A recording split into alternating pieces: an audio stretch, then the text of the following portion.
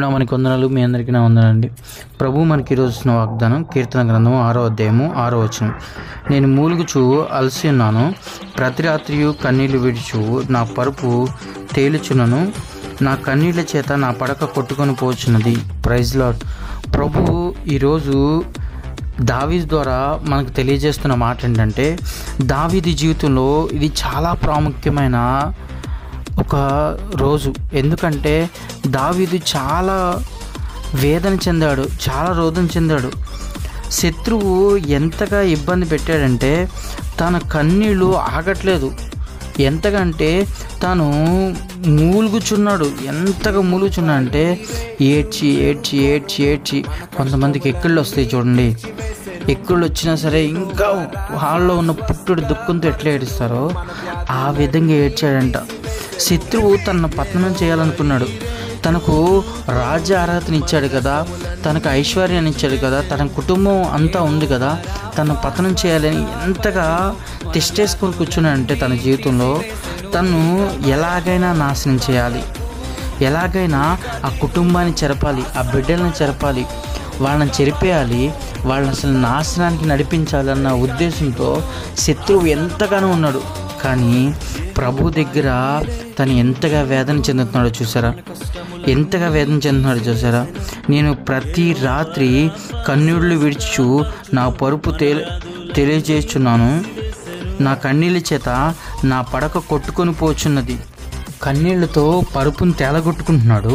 తేలగొట్టుకునే కాకుండా పడక కొట్టుకొని పోతుందంట. అంతగా దుఃఖించాడంట, అంతగా వేదన చెందాడంట. ఆ వేదన వర్ణించలేని వేదనగా ఇక్కడ అర్థమవుతుంది. ఆ శత్రువు తన జీవితంలో ఎంత పన్నాగం పండాడండి. మన జీవితంలో కూడా సాతాను ఎంతగా కుయుక్తి ఆలోచించుంటాడు.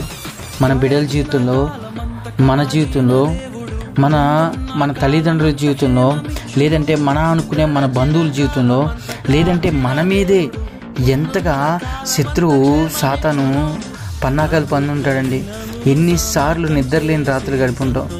మనుషుల వల్లే కావచ్చు, లేదా సాతాను వల్లే కావచ్చు, ఎవరి వల్లైనా సరే మనం ఎంతగా వేదన చెందుంటాం. ఆ వేదన ప్రభు ఈరోజు అది కొట్టివేయాలనుకుంటున్నాడు. Praise lord. ఎందుకంటే ఈరోజు ప్రభు ఆయన శ్రమ పొందిన 2వ రోజు ఎంతగా శ్రమ పొందాడంటే ఆయన చెమట రక్తంగా మారేంతగా ఆయన శ్రమ పొందాడండి. మన నిందలను ప్రతిదీ మోసుకుంటూ ఆయన కలువరిశిలో ఆఖరి రక్తబొట్టు వరకు కాచాడు. ఎంత గొప్ప దేవుడండి. ఎంతగా శ్రమించాడంటే, ఎంతగా వేదన చెందాడంటే మొయ్యలేని భారం పెట్టారు. మన జీవితంలో కూడా మొయ్యలేనివి ఎన్నో ఉన్నాయి. ఎంతో వేదన చెందాయి.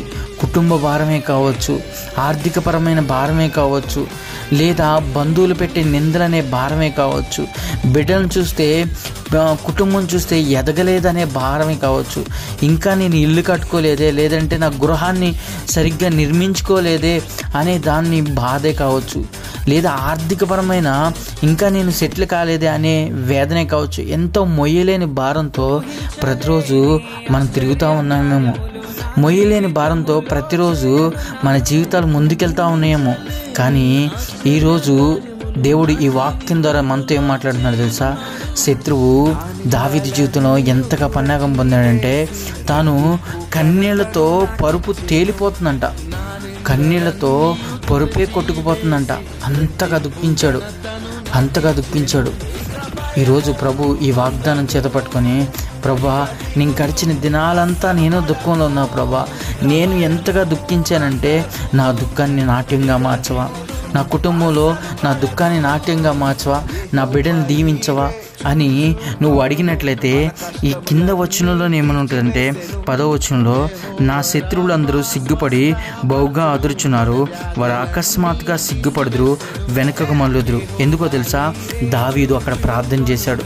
దావీదు ఎప్పుడైతే విన్నపం ఆయన దగ్గర విన్నవించాడో ఇమీడియట్గా ఆయన ప్రార్థన ఆలకించాడు. 9వ వచనంలో ఉంటుంది, యెహోవా నా ప్రార్థన ఆలకించున్నాడు, యెహోవా నా ప్రార్థన అంగీకరించున్నాడు. దేవుడు మన ప్రార్థన ఆలకిస్తాడండి. ప్రార్థన ఆలకించే దేవుడు. దావీదు జీవితంలో ఉన్న దుఃఖాన్ని ఏ విధంగా నాట్యంగా మార్చాడో, తన సొంత బిడ్డే తనని నిందించే విధంగా, తన సొంత బిడ్డే తనని అధికారంలోంచి దించే విధంగా, తన సొంత బిడ్డే తన అవమానపరిచే విధంగా ఉన్నాడు. కానీ దావీదుని హెచ్చించిన దేవుడు మనల్ని కూడా హెచ్చించాలనుకున్నాడు. మన బంధువులే కావచ్చు, మన చుట్టూ ఇరుగు పరుగు వాళ్ళే కావచ్చు, మనల్ని నిందించవచ్చు, అవమానించవచ్చు. వాళ్ళ వల్ల వచ్చిన అపహాసమైన నిందలను బట్టి మనం ఎంతగా దుఃఖించుంటాం, ఎంతగా బాధపడి ఉంటాం, ఎంతగా ఒంటరిగా కుమిలిపోయి ఉంటాం. ఆ కుమిలిపోయిన స్థితిని ఆ దేవుడు చూస్తున్నాడండి. నువ్వు మొరపెడతావా? నువ్వు మొరపెట్టినప్పుడు దేవుడు ఆలకిస్తాడు. ఈరోజు ఉదయాన్నే లేచి ఈ వాక్యం ఆలకిస్తూ ఉండగా నువ్వు ప్రభుతో మాట్లాడతావా? ప్రభా, నా జీవితంలో కూడా దుఃఖం ఉంది ప్రభా, నా జీవితంలో కూడా కన్నీటి ఉంది ప్రభా, అది తీసివేసి నాట్యంగా మార్చు ప్రభా అని అడుగు. దేవుడు నీ జీవితంలో అద్భుతం చేయను గాక. ఆమేన్.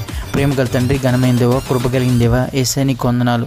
దావీదు జీవితం ద్వారా ప్రభా శత్రువు ఎంతగానో పన్నాగం పన్నాడు ప్రభా. అయ్యా, కన్నీటిని ప్రభా ఎంతగా నాట్యంగా మార్చగలవు దేవా. అయ్యా, నీ వైపు చూశాడు దేవా. ఎప్పుడైతే చూశాడో ప్రభా, తన శత్రువు సిగ్గుపడే విధంగా చేసావు ప్రభా, తన శత్రువు దూరంగా వెళ్ళిపోయే విధంగా చేసావు ప్రభా. నువ్వు గొప్ప దేవుడు దేవా. నిన్ను ఆశ్రయించే బిడ్డలు మీరు ఎంత మాత్రం త్రోసిపుచ్చే దేవుడు కాదు దేవా.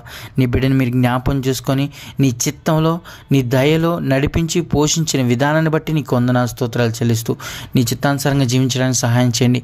ఈ వాగ్దానం చేత పట్టుకొని ఈ లోక సంబంధమైన దానికోసం మేము ఎదురు చూడకుండా నీ వైపు చూడడానికి సహాయం చేయమని, ఘనత, మహిమ, ప్రభావాలు మీరు మాత్రం పొందుకొని యేసు పరిశుద్ధ నామమున సమర్పించుకుంటున్నాను తండ్రి.